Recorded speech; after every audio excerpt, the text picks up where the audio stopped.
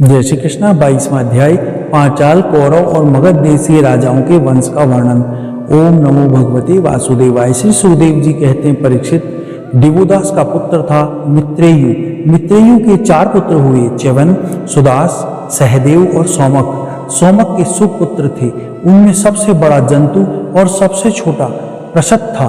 प्रशत के पुत्र द्रुपद थे और द्रुपद के द्रौपदी नाम की पुत्री और धृष्टद्युम्न आदि पुत्र हुए। धृष्टद्युम्न का पुत्र हुआ धृष्टकेतु। भमर्ष का वंश में उत्पन्न हुए ये नरपति पांचाल कहलाए। अजमीर का दूसरा पुत्र था ऋषज्ञ और उसके पुत्र का हुए संवरण। संवरण का विवाह सूर्य की कन्या तप्ती से हुआ। उन्हीं के गर्भ से कुरुक्षेत्र के स्वामी कुरु का जन्म हुआ। कुरु के 4 पुत्र हुए, परीक्षित, सुधन्वा, जहनु और निषधानश्व। और सुधन्वा से सुहोत्र, सुहोत्र से चवन, चवन से कृति, कृति से उपरिचर्सवसु और उपचर्सु से भैद्रथ आदि पुत्र उत्पन्न हुए। उनमें भैद्रथ कुशाम्ब, मत्स्य, प्रतगर, चेदी और चेदी देश का राजा हुआ। भैद्रथ का पुत्र कुशाग्र, कुशाग्र का ऋषभ, ऋषभ का साहित्य और सहिचित्त का कुशवान, कुशवान का जहू नाम का पुत्र हुआ। भैद्रथ का पुत्री दूसरी पत्नी के गर्भ से एक शरीर के 2 टुकड़े उत्पन्न हुए। उन्हें माता ने बाहर फेंकवा दिया। तब जरा नाम की राक्षसी ने जियो जियो इस प्रकार कहकर खेल खेल में उन दोनों टुकड़ों को जोड़ दिया। उसी जोड़े हुए बालक का नाम जरासंध हुआ। जरासंध का सहदेव, सहदेव का सोमापति और सोमापति का पुत्र शोश्रवा हुआ। कुरु के ज्येष्ठ पुत्र परीक्षित के कोई संतान न हुई। जहनु का पुत्र था सुरथ, सुरथ का विदुरथ, विदुरथ का सर्वभौम, सर्वभौम का जयसेन, जयसेन का राधिक और राधिक का पुत्र हुआ अयुत, अयुत का क्रोधन, क्रोधन से देवातिथि, देवातिथि से ऋत्य और ऋत्य से दिलीप और दिलीप का पुत्र प्रतीप हुआ। और प्रतीप के 3 पुत्र हुए, देवापी, शंतनु और बहिक। देवापी अपना पैतृक के राज्य छोड़कर वन में चले गया, इसलिए उसके छोटे भाई शंतनु राजा हुए। पूर्व जन्म में शंतनु का नाम महाविष था। इस जन्म में भी वह अपने हाथों से जिसे छू देते थे वह बूढ़े से जवान हो जाता था, उसे परम शांति मिल जाती थी। इसी का करामात के कारण उनका नाम शंतनु हुआ। एक बार शंतनु के राज्य में 12 वर्ष तक इंद्र ने वर्षा नहीं की। इस पर ब्राह्मणों ने शंतनु से कहा कि तुमने अपने भाई देवापी से पहले ही विवाह, अग्निहोत्र और राज्यपद को स्वीकार कर लिया, अतः तुम परिवेता हो, इसी से तुम्हारे राज्य में वर्षा नहीं होती। अब यदि तुम अपने नगर और राष्ट्र की उन्नति चाहते हो तो शीघ्र से शीघ्र अपने बड़े भाई को राज्य लौटा दो। तब ब्राह्मणों ने शांतनु से इस प्रकार कहा। तब उन्होंने वन में जाकर अपने बड़े भाई देवापी से राज्य स्वीकार करने का अनुरोध किया, परंतु शांतनु के मंत्री अश्रत ने पहले से ही उनके पास जाकर ऐसे ब्राह्मण भेज दिए थे जो वेद को दूषित करने वाले वचनों से देवापी के वेद मार्ग से विचलित कर चुके थे। इसका फल यह हुआ कि देवापी वेदों के अनुसार गृहस्थाश्रम स्वीकार करने की जगह उनकी निंदा करने लगा, इसलिए वह राज्य के अधिकार से वंचित हो गए। और जब शंतनु ने राज्य में वर्षा हुई, देवापी इस समय योग साधना कर रहे थे। उन योगियों के प्रसिद्ध निवास स्थान कलाप ग्राम में रहते थे। जब कलयुग में चंद्रवंश का नाश हो जाएगा तब सतयुग के प्रारंभ में वे फिर से उसकी स्थापना करेंगे। शंतनु के छोटे भाई बहिक का पुत्र हुआ सोमदत्त। सोमदत्त के 3 पुत्र हुए, भूरिश्रवा और शल। शंतनु के द्वारा गंगा जी के गर्भ से नैष्ठिक ब्रह्मचारी भीष्म का जन्म हुआ।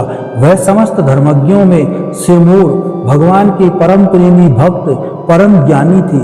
वह संसार के समस्त वीरों में अग्रगण्य थे। और भी तो क्या बात क्या, उन्होंने अपने गुरु भगवान परशुराम जी को भी युद्ध में संतुष्ट कर दिया था।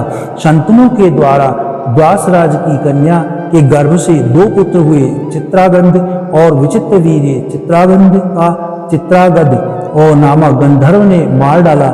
इसी द्वासराज की कन्या सत्यवती से पराशर जी के द्वारा मेरे पिता और भगवान के कलावतार स्वयं भगवान श्री कृष्ण देवपायन व्यास जी अवतीर्ण हुए। उन्होंने वेदों की रक्षा की। परीक्षित, मैंने उन्हीं के इस श्रीमद् भागवत पुराण का अध्ययन किया था। यह पुराण परम गोपनीय, अत्यंत रहस्यमय है। इसी से मेरे पिता भगवान व्यास जी ने अपने पैल और शिष्यों को इतना अध्ययन नहीं कराया, मुझे भी इसके योग्य अधिकारी समझा। एक तो मैं उनका पुत्र था, दूसरा शांति आदि गुणों भी मुझ में विशेष रूप से थी। शांतनु के दूसरे कुचित पुत्र विचित्रवीर्य ने काशीराज की कन्या अंबिका और अंबालिका से विवाह किया। उन दोनों को भीष्म जी स्वयंवर में बलपूर्वक ले आए थे। विचित्रवीर्य अपनी दोनों पत्नियों में इतना आसक्त हो गया कि उसे राज्यक्षमा योग रोग हो गया और उसकी मृत्यु हो गई। माता सत्यवती के कहने से भगवान व्यास जी ने अपने संतानहीन भाई की स्त्री से धृतराष्ट्र और पांडु 2 पुत्र उत्पन्न किए। उनकी दासी से तीसरे पुत्र विदुर जी हुए। परीक्षित, धृतराष्ट्र की पत्नी थी गंधारी, उसके गर्भ से 100 पुत्र हुए। उनमें सबसे बड़ा था दुर्योधन। कन्या का नाम दुशाला। पंडु की पत्नी थी कुंती। शापवश पांडु स्त्री सहवास नहीं कर सकते थे, इसलिए उनकी पत्नी कुंती के गर्भ से धर्म, वायु और इंद्र के द्वारा कर्म से युधिष्ठिर, भीमसेन और अर्जुन नामक 3 पुत्र उत्पन्न हुए और ये तीनों महारथी थे। पांडु की दूसरी पत्नी का नाम था माद्री। दोनों अश्विनी कुमारों के द्वारा उनके गर्भ से नकुल और सहदेव का जन्म हुआ। परीक्षित, उन 5 पांडवों के द्वारा द्रौपदी के गर्भ से तुम्हारे 5 चाचा उत्पन्न हुए।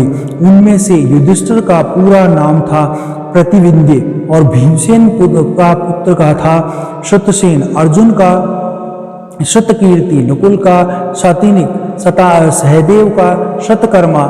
इसके सिवा युधिष्ठिर के को पौरवी नाम की पत्नी से देवक और भीमसेन के हिंडिवा और से घटोत्कच और काली से सर्वगत नाम के पुत्र हुए। सहदेव के पर्वत कुमारी विजया से सुहोत्र और नकुल के करेणुमती से नरमित्र हुआ। अर्जुन के द्वारा नाग कन्या उलुपी के गर्भ से इरवान और मणिपुर नरेश की कन्या से वज्रवाहन का जन्म हुआ। वज्रवाहन अपने नाना का ही पुत्र माना गया, क्योंकि पहले ही यह बात तय हो चुकी थी। अर्जुन की सुभद्रा नाम की पत्नी से तुम्हारे पिता अभिमन्यु का जन्म हुआ। फिर अभिमन्यु ने भी अपने अतिथियों को जीत लिया था। अभिमन्यु के द्वारा उत्तरा के गर्भ से तुम्हारा जन्म हुआ। परीक्षित, उस समय कुरुवंश का नाश हो चुका था। अश्वत्थामा के ब्रह्मास्त्र से तुम भी जल चुके थे, परंतु भगवान श्री कृष्ण ने अपने प्रभाव से तुम्हें उस मृत्यु से जीता जागता बचा लिया। परीक्षित, तुम्हारे पुत्र तो सामने ही बैठे हैं। उनका नाम जन्मेजय, श्रुतसेन, भीमसेन और उग्रसेन है।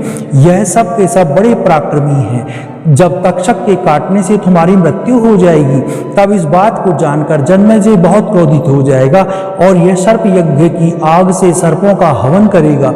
यह काव्य तुर को पुरोहित बनाकर अश्वमेध यज्ञ करेगा और सब ओर से सारी पृथ्वी पर विजय प्राप्त करके यज्ञों के द्वारा भगवान की आराधना करेगा।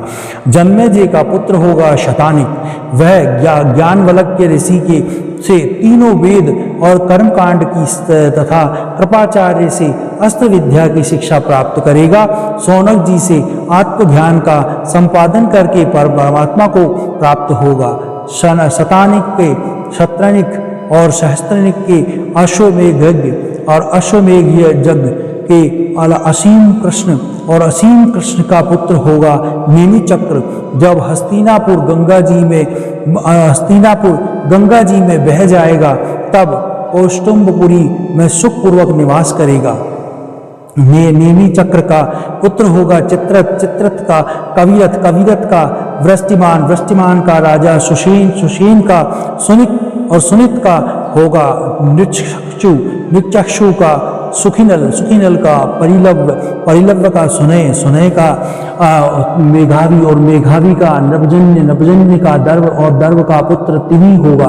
तिनी के भद्रथ और भद्रथ के शुद्रास, शुद्रास से शतानिक, शतानिक से दुदर्भ और दुर्दम वंश से बहिनर, और बहिनर से दंडपाणी, दंडपाणी से निमि, और निमि से राजा शेमक का जन्म होगा। इस प्रकार मैंने तुम्हें ब्राह्मण और क्षत्रिय दोनों की उत्पत्ति स्थान सोम वंश का वर्णन सुनाया।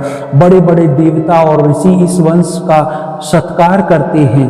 यह वंश कलयुग में राजा शेमक के नाम से साथ ही समाप्त हो जाएगा। अब मैं भविष्य में होने वाले मगध देश के राजाओं का वर्णन सुनाता हूँ। जरासंध का पुत्र सहदेव से मार्जारी, और मार्जारी से श्रुतध्रवा, श्रुतध्रवा से आयुतायु, और आयुतायु से निर्वित्र नाम का पुत्र होगा।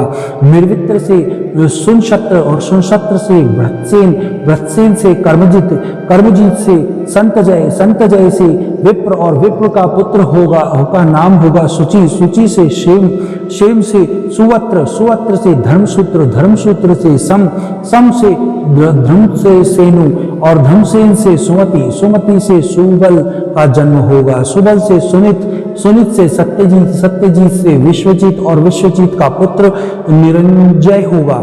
और यह सब भद्रथ वंश के राजा होंगे। इनका शासनकाल 1000 वर्ष के भीतर ही होगा। 22वां अध्याय समाप्त। ओम नमो भगवते वासुदेवाय। जय श्री कृष्ण।